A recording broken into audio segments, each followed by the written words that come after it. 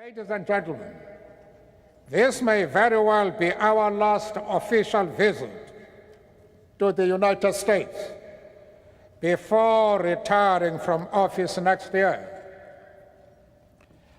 There could not be a more moving start to the visit than one which included being honored in this way by one of the great educational institutions of this nation and of the world. I know that through this award, you are not so much recognizing any individual achievement, but are rather paying tribute to the struggles and achievements of the South African people as a whole.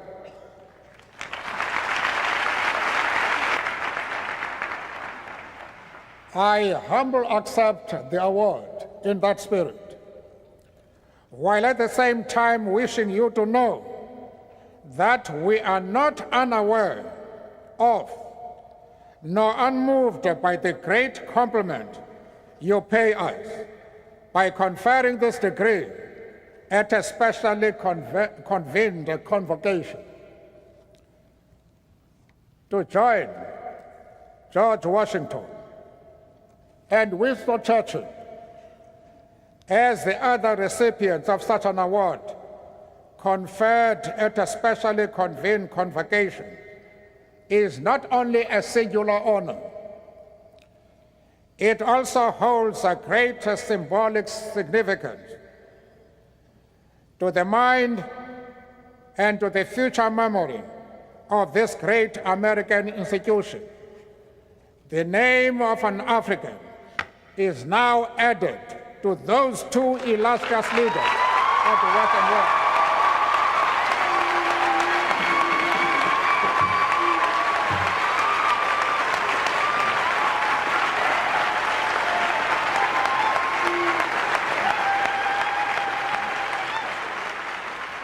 If in these later years of a life lived in pursuit of equality, we can at last look upon our own country as one in which citizens, regardless of race, gender, or creed, share equal political rights and opportunities for development, we do so with great gratitude towards the millions upon millions all around the world who materially, thank you very much, who materially and morally supported our struggle for freedom and justice. Together with those freedom and justice-loving citizens of the world, we do at the same time, however, note that at the end of this century, a century which humanity entered with such high hopes for progress, the world is still beset by great disparities between the rich and the poor, both within countries and between different parts of the world. If in individual life we all may reach that part of the long walk where the opportunity is granted to retire to some rest and tranquility, for humanity, the walk to freedom and equality seems, alas, still to be a long one ahead. This august institution gains its standing and reputation also from the manner in which it has conducted and continues to conduct itself as an international presence. Wherever men and women of learning and thought gather, its name and work are known. It embodies that spirit of universality which marks a great university. To join the ranks of the alumni is to be reminded of the oneness of our global world. The greatest single challenge facing our globalized world is to combat and eradicate its disparity. While in all parts of the world progress is being made in entrenching democratic forms of government, We constantly need to remind ourselves that the freedoms which democracy brings will remain empty shells if they are not accompanied by real and tangible improvements in the material lives of the millions of ordinary citizens of those countries.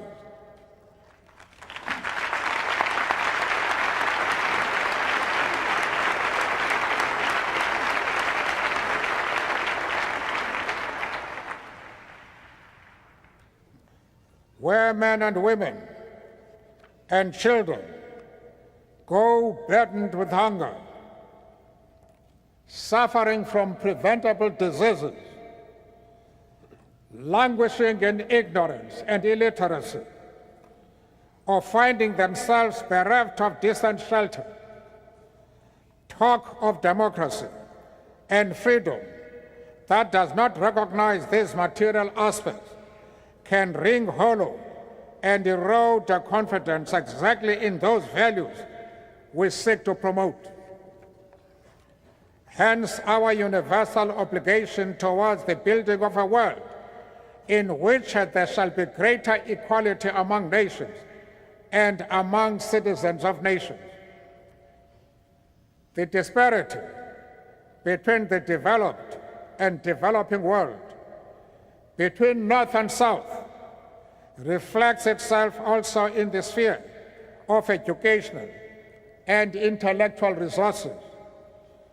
When in Africa we speak and dream of and work for a rebirth of that continent as a full participant in the affairs of the world in the next century, we are deeply conscious of how dependent that is on the mobilization and strengthening of the continent's resources of learning. The current world financial crisis also starkly reminds us that many of the concepts that guided our sense of how the world and its affairs are best ordered have suddenly been shown to be wanting. They are seen to have hidden real structural defects in the world economic system. The precepts of the economic theories who could so confidently prescribe to all now appear to have drawn much of their apparent intellectual validation from having been unchallenged by the day-to-day operation of a system that operated in the interest of the powerful.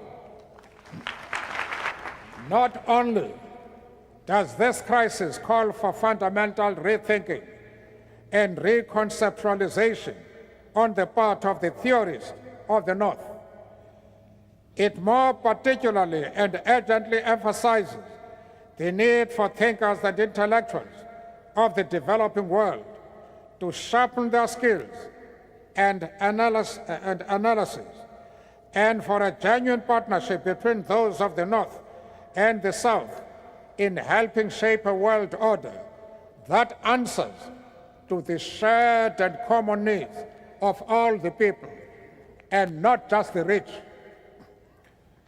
This university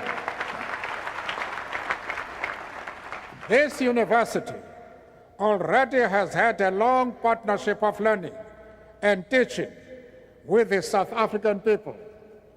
There are many names that one could mention of persons now holding office in government or institutions of civil society who spent a time at Harvard or benefited from programs conducted jointly with this institution. For that, our fledgling democracy, faced with the enormous task of reconstruction and development, owes your institution a great debt of gratitude. As South Africans play their role in helping to conceptualize and give content to the African Renaissance, we continue to draw upon the intellectual skills nurtured and honed here. The United States of America and democratic South Africa have, in the course of these last 4 years, built a relationship of mutual respect and cooperation. Each country respecting the sovereignty of the other while cooperating as partners. As part of this relationship, the scholars who had the benefit of studying here returned better equipped to deal with the local challenges and problems as Africans. It is therefore a source of great encouragement and inspiration for us to learn about the Emerging Africa's Research Project housed in the newly created Center for International Development at Harvard. Its objective of undertaking an appraisal of Africa's economic, social, and political history, as well as the problems facing the continent, is timely and to be greatly welcomed. That it will be doing this in collaboration with African research institutions and scholars will serve to strengthen and build African intellectual capacity to take charge of its reconstruction and regeneration. I am confident that it will also strengthen and build your own understanding of African reality and your capacity to analyze that reality as part of our shared world. Mr. President, we accept this great honor bestowed upon us today as a symbol of how South Africa and the United States, Africa and the West, the developing and the developed world are reaching out and joining hands as partners in building a world order that equally benefits all the nations and people of the world. For 300 years, this great institution has served its nation with distinction. We enter the new millennium in the hope that the rich fruits of learning, science, and technological progress will, in this coming century, truly be shared by all in this global village in which we live. We are confident that this institution, of which we are now a proud member, will play a leading role in achieving that.